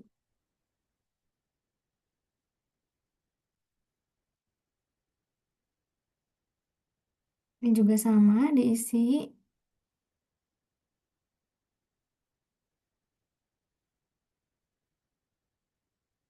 Yes. Oke. Nah, selanjutnya ini dasar hukum, referensi dari pembuatan ini. Nah, kemudian untuk daftar isi yang ini, diisinya terakhir ya Bapak Ibu ketika Bapak Ibu sudah menyelesaikan tugas satu ini. Kemudian selanjutnya di sini ada pendahuluan, di mana ada nama perusahaan. Kalau tadi saya nama perusahaannya itu, sorry, nama perusahaannya itu adalah Dapur Indah Nias. Nah, kalau Bapak Ibu silahkan mau menggunakan nama perusahaan yang sekarang tempat Bapak Ibu bekerja, boleh. Atau nama usaha Bapak Ibu sendiri, silahkan. Oh iya, untuk yang penyelia halal dan juga pemilik usaha, kalau Bapak Ibu masih skalanya mikro, kemudian SDM-nya masih sedikit, atau Bapak Ibu juga yang menangani, maka nama pemilik usaha dan nama penyelia halalnya boleh sama. Bu, maaf Bu bertanya. Ya, Kalau misalkan NIB-nya belum ada gimana Bu? dikosongin dulu. Dikosongin aja dulu. Ya, Oh ya, makasih Bu. sama-sama Pak. Nah, pastikan ketika Bapak Ibu mengisikan ini, nama perusahaan dan juga nama merek itu memang sesuai dengan ejaan yang Bapak Ibu memang mau gunakan atau daftarkan ya Bapak Ibu. Atau ketika Bapak Ibu sudah punya izin merek nih, kemudian ejaannya itu harus disesuaikan dengan izin merek itu. Ibu mohon maaf, izin Bu. Ini tadi mengenai terkait izin merek. Ini kan Hmm. untuk usahanya itu dia orang perseorangan. Hmm. Misalkan untuk nama usahanya itu kan menggunakan nama pribadi, tapi kita sudah ada merek sendiri. Nah, berarti di nama perusahaan tetap menggunakan nama pribadi ataukah nama mereknya? Berarti di kalau di NIB-nya nama pribadi berarti kan ya? Iya, betul, nama pribadi. Cuman Berarti pas ngajuin BPOM kemarin juga yang terbitnya itu eh, tetap sih nama pribadi, cuman nama merek yang ada izin edarnya. nah, ya, di sini nama perusahaan itu tetap nama pribadi. Kemudian ini kan ada nama produk nih, Bu, bawahnya. Mm-mm. Nah, ini diisi mereknya itu, merek yang disertifikasinya. Baik, baik. Berarti kalau di situ ada kolom terkait perusahaan, semuanya maka dituliskan dengan nama pribadi ya, Bu, sesuai dengan Iya, NIB. iya betul. Baik, Ibu, terima kasih. Sama-sama. Nah, selanjutnya ini ada nama penyelia halal. Silakan dituliskan nama Bapak dan Ibu, nama penyelia halalnya.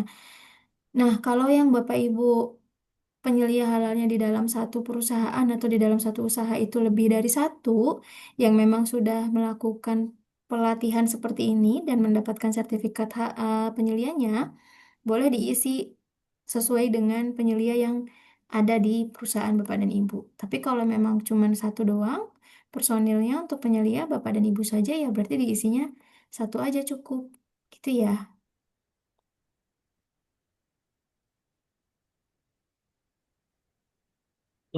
Bu, mau bertanya, kalau Ya. misalkan nama perusahaan itu misalkan kayak di CV tuh, itu nggak apa-apa. Masuknya kayak CV. Oh iya, nggak apa-apa. Oh, nggak CV, apa-apa. CV apa atau PT apa Nah, boleh. oh boleh. Mm-mm. Ya, baik Bu. Makasih Bu. Sama-sama Pak. Yang penting sesuai dengan NIB-nya ya Pak. Oh iya. Nama usaha, NI, nomor induk berusahanya, kemudian skala usaha, Hmm. sesuai dengan yang ada di NIB Bapak dan Ibu. Oh iya, baik. Terus Bu, alamat, maaf tanya mm, Bu. ya. Ini kan apa namanya nama perusahaan kami kan yang lama itu Salina Herbal. Nah, Mm-mm. per Oktober ini kan kita mengajukan ke Balai PON untuk mengganti nama PT Instacare Jimat Solution. Tapi Mm-mm. di NIB itu masih milik Salina. Kemungkinan akan balik nama itu per Januari. Itu kita masih menggunakan yang Eh, Salina yang lama apa yang baru? Kalau di perusahaan ini yang untuk pengajuan pakai yang baru aja, karena nanti malah Ibu bolak-balik jadi revisi juga ya. Jadi nama perusahaan Ya, yang ini pakai yang baru, tapi per Januari memang Ibu harus pastikan NIB-nya diupdate ya. siap Bu. Terima kasih Bu. Sama-sama. Nah, ini nama perusahaan sesuaikan nama perusahaan yang ada di dalam NIB. Jadi ketika Bapak Ibu membuat NIB, pastikan titik lokasinya itu sesuai. Jangan sampai Bapak Ibu tuh karena nama jalannya sama, terus Bapak Ibu nggak ngecek lagi nama kabupaten, kota, kecamatan, dan provinsinya itu. Karena saya pernah mendapatkan jalannya itu namanya sama, Bapak Ibu. Tapi yang satu maksudnya di Jawa Barat, yang satu di Jawa Tengah, nama jalan itu. Nah, jadi ya kan harus butuh waktu untuk revisi NIB dulu ya. Nah, supaya tidak seperti itu, Ibu, Bapak ketika membuat NIB itu pastikan bahwa eh, nama jalan, RT RW, kemudian kota, kabupaten, provinsi, kode posnya itu sesuai ya. Titik lokasinya juga sesuai. Maaf Bu, mau tanya. Iya. Kalau di NIB kan nama perusahaannya kan belum ada Bu, belum belum ada mereknya, Mm-mm. cuma perorangan kan. Itu berarti Mm-mm. di covernya juga nama perusahaannya ditulis nama yang di NIB, pemilik usaha. Pemilik usaha, iya. Oh, berarti beda dengan nama merek ya berarti ya. Beda. Merek itu kan untuk produknya. Oke, baik. Makasih Bu. Sama-sama. Ibu, saya izin bertanya lagi. Mm-mm. Eh, terkait ini Bu, dapur SPPG. Kan dapur ini berdiri di atas yayasan. Nah, NIB-nya itu dari yayasan berarti nanti ya berarti atas nama penanggung jawab yayasan yang kita tulis, bukan mitranya lagi. Gimana? Ini kan SPPG ini berdiri karena ada yayasan nih. Eh, ada yayasan, ada mitra, dan ada KSPPG atau kepala dapur. Nah, Mm-mm. tapi yang di NIB-nya itu, dia NIB-nya atas nama yayasan. Apakah penanggung jawabnya itu berarti dari yayasan atau dari mitra sendiri, Bu? Nah, itu yayasan ini dia unit usahanya selain SPPG, apakah mendirikan koperasi juga? Oh, kalau itu saya kurang tahu, Ibu. Nah, itu yakinkan dulu kalau ternyata yayasannya ini bukan hanya untuk SPPG, tapi ada koperasi juga. Pastikan ke si pemiliknya itu eh, di sini tuh yang mau didaftarin untuk yayasan keseluruhannya atau hanya per SPPG-nya. Per SPPG-nya, Ibu, ini yang yang tempat saya ini per SPPG-nya yang mau didaftarin. Kalau per SPPG-nya sebaiknya mitranya. Oh iya, baik Ibu. Berarti, tapi NIB-nya itu bagaimana Ibu? Ini NIB-nya dari yayasan. NIB dari yayasan. Nah, itu pastikan dulu apakah yayasan ini punya koperasi apa enggak. Kalau nggak punya koperasi, boleh pakai NIB yayasan. Kalau ternyata dia punya koperasi, ya berarti harus bikin NIB untuk SPPG-nya khusus gitu. Tersendiri maksudnya. Karena Tapi sepaham yang saya, pemilik ya, oh, misalnya dia mendirikan koperasi itu, eh, namanya harus beda sama yang mitra, yang SPPG. Kalau nggak salah gitu deh ya, Bu. saya juga kurang ngerti Ibu. Makanya Ya, ini soalnya coba tanya NIB-nya dulu. itu sudah dari pusat Ibu, sudah masuk ke pusat gitu.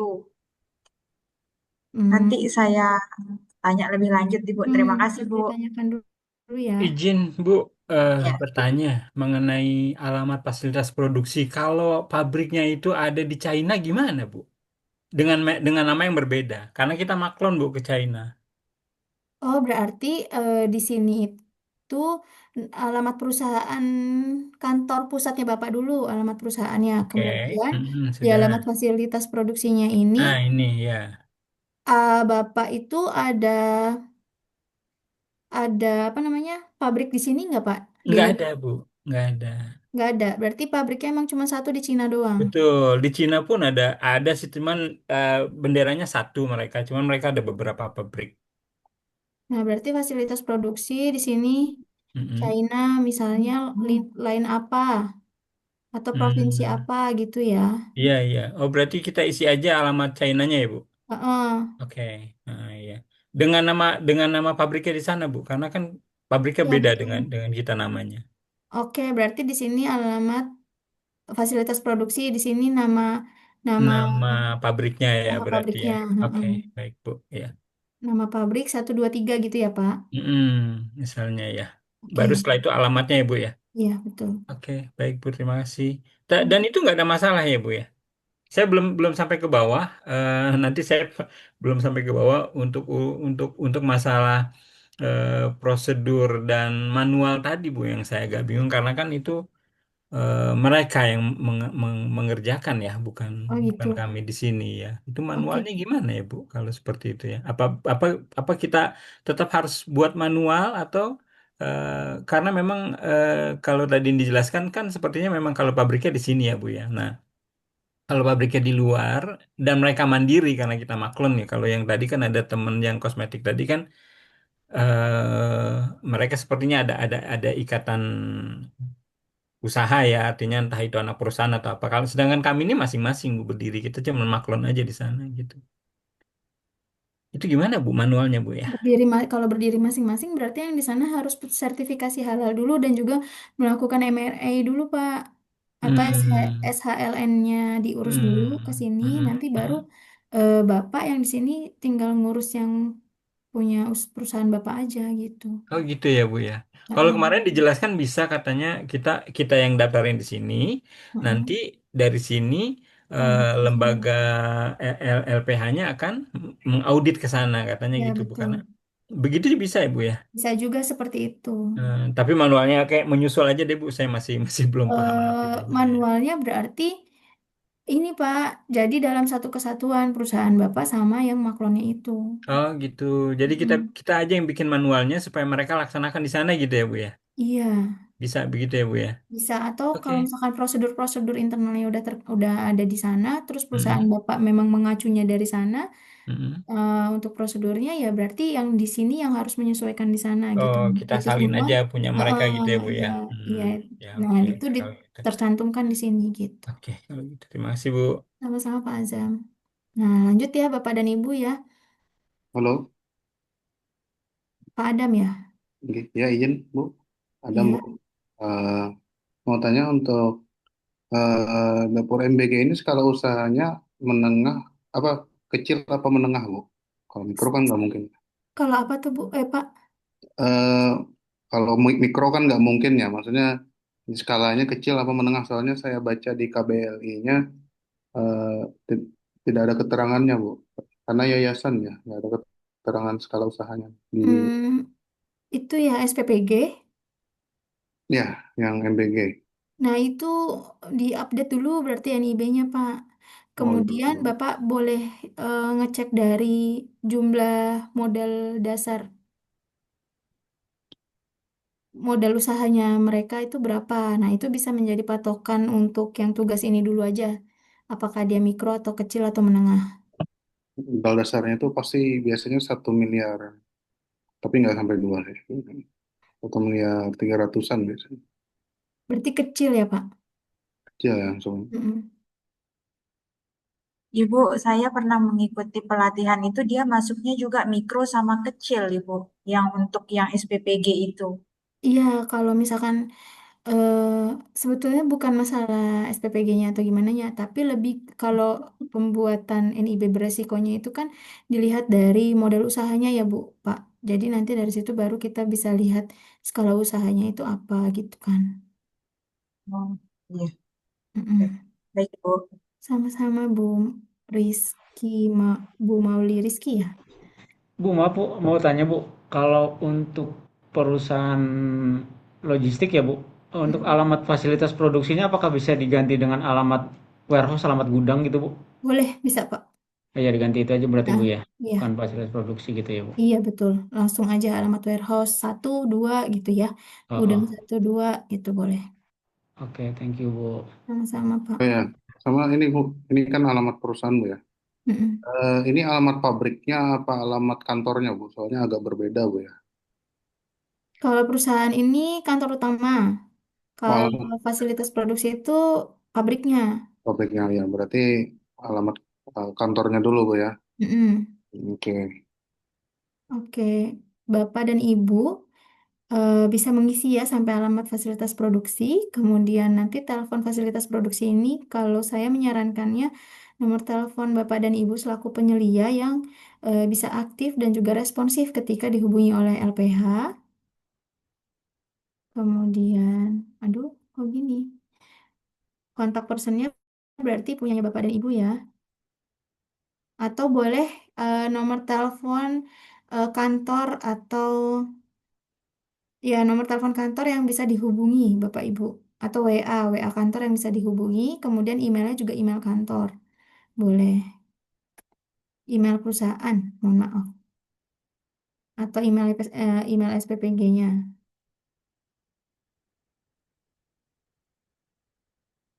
Kemudian ini nama dan merek dagangnya. Misalnya kalau ternyata Bapak Ibu ada di SPPG, berarti misalnya SPPG daerah apa gitu ya. Nah, kemudian kalau misalkan Bapak Ibu ternyata industri pengolahan atau dari kosmetik tadi ya. Nah, nama mereknya apa? Misalnya Sehat Ayu atau Sumber Waras gitu. Kemudian kalau misalkan dari pengolahan misalnya sambal enak gitu ya. Itu merek produknya. Kemudian kalau saya ini tadi kan dapur Indah Nia, saya mau bikinnya ini warteg Niasan. Itu. Bu, Ibu izin, kalau kalau misal dari satu produk itu dia punya varian banyak gimana? Contohnya misal ada oriket tuna, oriket salmon gitu satu-satu ya? Ininya aja merek merek besarnya Pak. Kalau Nggak spesifik, misal oriket ada varian salmon, ada varian tuna, ada varian adult, ada varian untuk kitten gitu ya. kalau misalkan variannya itu kan nanti masuknya ke daftar produk tuh Pak di lampiran 56 Hmm. setelah ini. Nah, kalau yang di sini berarti merek dagangnya itu Oriket tadi ya. Ya, ya, ya. Ya, berarti di sini Oriketnya gitu Pak Oke, Miftahul. oke, thank you. Ibu maaf izin bertanya. Iya. Eh, Berarti apa namanya tadi nama atau merek produk itu kan produk kami kosmetik kami kan ada banyak. Berarti yang dimasukkan itu per satu-satu apa boleh di bawahnya nomor 2, di bawahnya nomor 3 gitu. Nah, kalau yang dimasukkan ke dalam merek produk ini, eh, tapi kalau untuk brandnya itu satu atau memang per varian beda-beda brand, Bu? Kami ini apa namanya Salina terus mempunyai 10 produk begitu Bu. Nah, berarti Produk sarinanya. berarti nama Salina ini kan nama perusahaan kami Bu. Berarti Mm-mm. merek produk sama nama perusahaannya nanti sama dong. Iya, heeh. Karena kalau misalkan kayak misalnya hand body, body wash itu berarti kan variannya, varian produk yang dihasilkan. Hmm, kalau kami kan ada hand body, terus apa minyak urut, Mm-mm, terus kayak sabun mandi begitu, Bu. Nah, kalau sabun mandi ini kan mereknya kayak Veroni kayak begitu. mm-mm. Itu berarti tetap yang dimasukkan di nama atau merek produk itu nama PT-nya. Nah, kalau sabun mandi Veroni, kalau misalkan sabun badannya, Kayak Puspita, Swab, MS Nona Swab gitu, Bu. oh ya berarti ditulis saja terlampir Bu di sininya. Jadi Berarti nomor satu MS Nona Swab, terus nomor dua. iya, heeh. Tapi di sininya ditulis terlampir aja karena kan banyak ya. Terlampir di halaman apa atau di lampiran berapa gitu. Ya, lampiran 6 misalnya gitu ya. Berarti nanti ada lampiran keenam. Misalnya kan tadi ada lampiran keenam, Ibu bilang. Lampiran 6 ini tadi nama-nama produk kami begitu, Bu. Apa? Iya, nanti dimasukkan. Nah, nanti kita setelah istirahat, kita akan ke situ, Bu. Siap, Bu. Nah, Terima Bapak kasih, dan Bu. Ibu, sama-sama Bapak dan Ibu, ini untuk tugas satunya sebetulnya masih banyak ya. Sampai dengan sini nih, sampai halaman 23. Tapi kita sudah mau istirahat, ini kita istirahat dulu. Nanti kita lanjut pengisian tugas ini dan juga berikut dengan tugas duanya. Gitu ya, Bapak Ibu ya.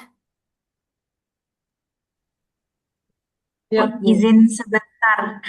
Terkait yang untuk SPPG, Ibu untuk jenis produknya itu berarti bisa kita pakai bilang bahan makanan dan minuman saja atau gimana Ibu? Gimana untuk SPPG? Untuk di jenis produknya itu Ibu. Oh itu tadi seperti contoh, jadi penyediaan makanan dan minuman dengan pengolahan. Gitu aja. Oh, iya. Mm-mm. Kalau Berarti KBL-nya industri boga gimana, Bu? Industri boga itu berarti terus apa namanya? Penyediaan jasa boga periode tertentu ya. Itu kan KBLI-nya. Kalau di KMA-nya penyediaan makanan minuman dengan Oh pengolahan. ya. berarti bisa dipilih salah satu itu Ibu ya, yang sudah ditulis yang ketikan warna merah itu. Iya, sebetulnya itu nanti ada cara bukanya Bu di KMA 748 dan 944. Mungkin setelah ini kita lihat ke situ ya Bapak dan Ibu. Bapak dan Ibu, mohon maaf karena sudah pukul 15.03. Mohon izin saya kembalikan dulu kepada MOT. Kita istirahat terlebih dahulu. Nanti baru kita lanjut lagi di unit kompetensi 2 beserta dengan tugas satu dan 2-nya ya. Terima kasih Bapak dan Ibu. Mohon izin Pak Osep.